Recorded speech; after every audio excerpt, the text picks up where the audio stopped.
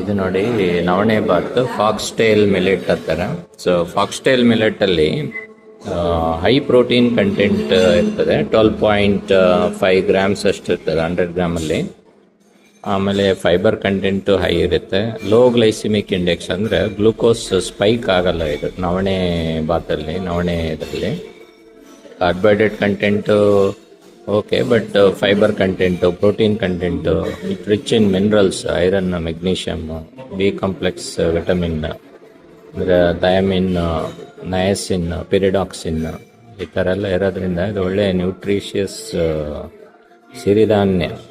Fox tail millet ನವಣೆ ಬಾತ್ ಹೇಳ್ತಾರೆ. Consider ಮಾಡಿ ನೀವು. ಈ ಡಯಾಬಿಟಿಸ್ ಇರೋರಿಗೂ ಲೋ ಗ್ಲೈಸಿಮಿಕ್ ಇಂಡೆಕ್ಸ್ ಇರೋದ್ರಿಂದ, ಆಮೇಲೆ ಪ್ರೋಟೀನ್ ಕಂಟೆಂಟ್ ಹೆಚ್ಚಿರೋದ್ರಿಂದ, ಆಮೇಲೆ ಬಾತ್ ಮಾಡಿದಾಗ ಏನಾಗುತ್ತೆ ದಾಲ್ ಜೊತೆ ಮಿಕ್ಸ್ ಆಗಿರುತ್ತೆ ಮತ್ತು ಆಯಿಲ್ ಇರುತ್ತಲ್ಲ, ಹಂಗಾಗಿ ಗ್ಲೂಕೋಸ್ ಸ್ಪೈಕ್ ಆಗೋದಿಲ್ಲ. So that is also good news for diabetic people.